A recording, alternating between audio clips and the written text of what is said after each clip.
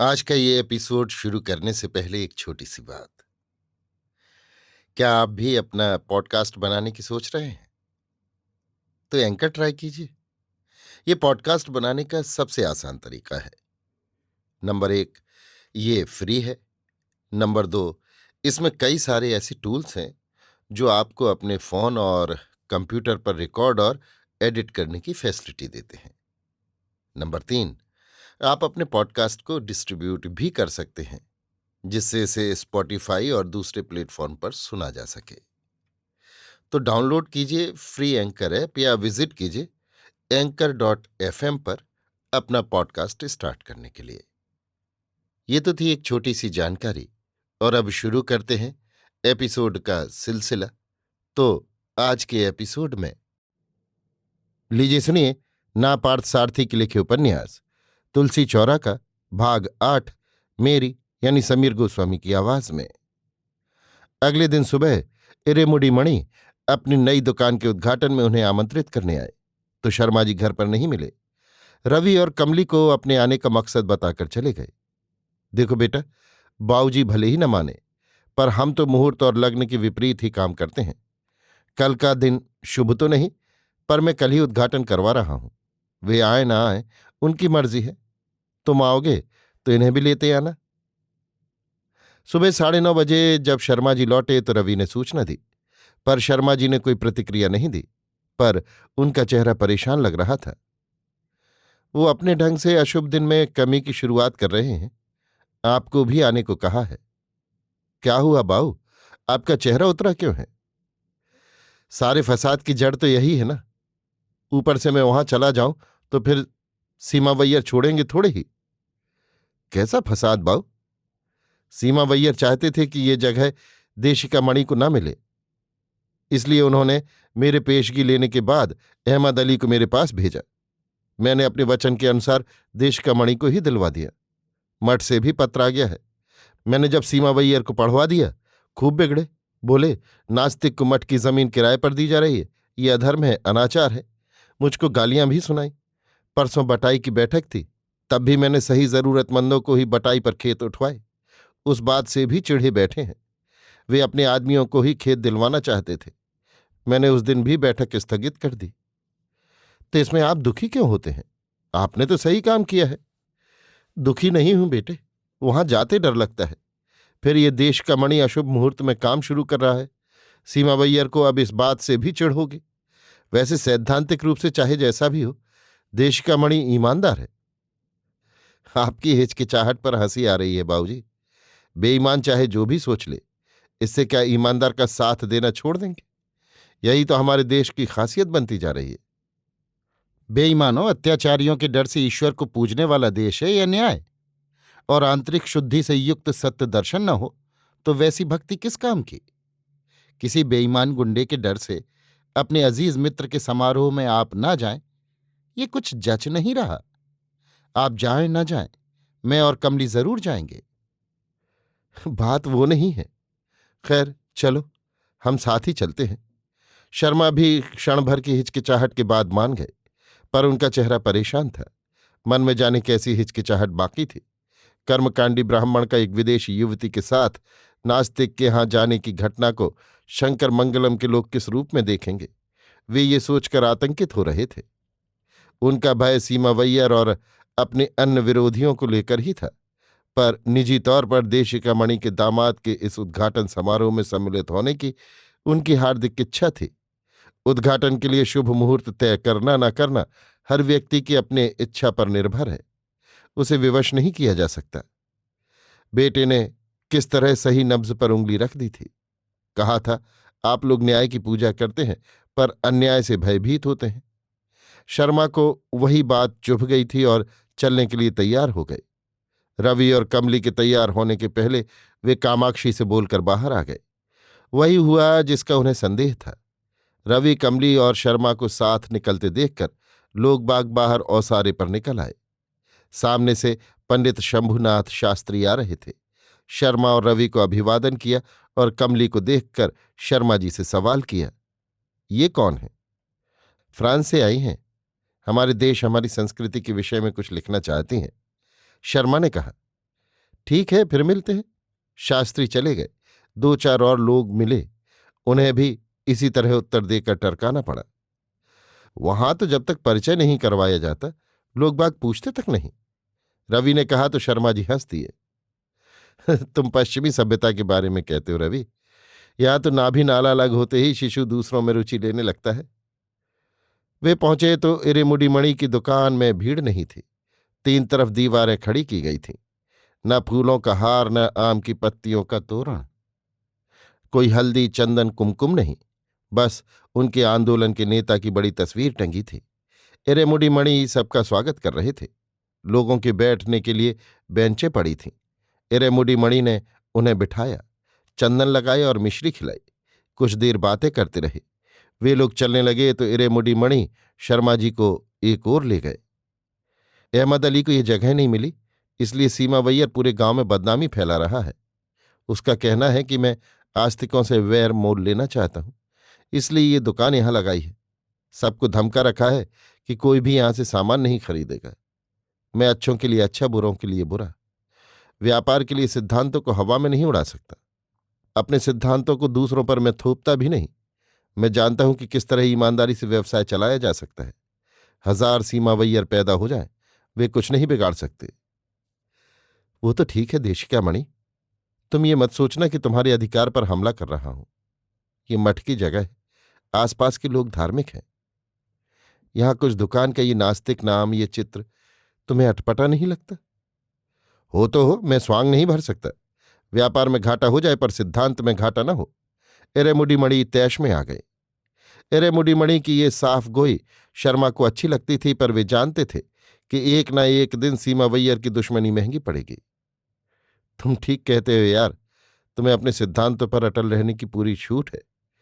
पर सीमावैयर को जानता हूं ना, इसलिए कह रहा हूं। ये मत सोचना कि तुम्हें विवश कर रहा हूं। दुकान तुम्हारी है, जैसा चाहो चलाओ। मैं तो आपको घटना से वाकिफ करा देना चाहता था।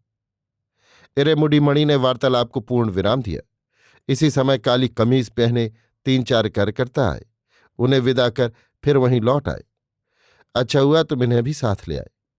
कुछ देर मौन के बाद शर्मा जी ने सीमावैयर की धमकी के बारे में कह सुनाया। रहने दो यार उसे, उसका तो अंतिम समय आ गया है। इरेमुडी मणि कड़वाहट के साथ बोले। शर्मा, रवि, कमली तीनों ही इरेमुडी मणि से विदा लेकर निकलने लगे। जाते जाते रवि बेंच पर रखी किताबें पलटने लगा। आदिशंकर दर्शन, बोधायनीयनम, 5 रात्र बैखानक पद्धति, श्री वैष्णव चांड मारुतम आदि पुस्तकें रखी हुई थीं। क्या देख रहे हो बेटा? अपनी ही है, पढ़ रहा हूं इन दोनों। रवि से बोले। कुछ नहीं, यूं ही पलट रहा था, रवि ने कहा। मोड़ पर आकर रवि ने पूछा, एक ओर तो ये अशुभ मुहूर्त में काम करते हैं, दूसरी ओर धर्म और दर्शन की पुस्तकें पढ़ते हैं। अजीब नहीं लगता? इसमें अजीब क्या है? वो हर बात को जानना चाहता है। ज्ञान की भूख उसमें जबरदस्त है। इन विरोधाभास के बीच में उसमें एक पूर्णता है। पर कितना खूबसूरत विरोधाभास है बाबू। एक ओर जब ओसारे पर पान चबाते, ताश के पत्ते खेलते सीमावैयर को देखता हूं, और दूसरी ओर इनके बारे में सोचता हूं तो लगता है ज्ञान का जाति से कोई संबंध नहीं है ना? रवि ने पूछा। शर्मा ने कोई उत्तर नहीं दिया। उन्होंने उत्तर भले ही न दिया हो, पर वे उसके बारे में लगातार सोच रहे हैं। वो ये जानता है। वो सोच रहा था बाऊ उसकी बात को कहेंगे, पर बाऊ की चुप्पी उसे संतोषजनक लगी। घर लौटते ही सीमावैयर के प्रचार का परिणाम भी उन्होंने देख लिया। अग्रहारम के 3-4 सम्मानीय व्यक्ति उनकी प्रतीक्षा में खड़े थे। शर्मा जी ने उनका स्वागत किया और ओसारे पर ही बैठ गए। रवि और कमली भीतर चले गए। आगंतुकों के चेहरे देखकर ही शर्मा जी उनका मकसद भांप गए।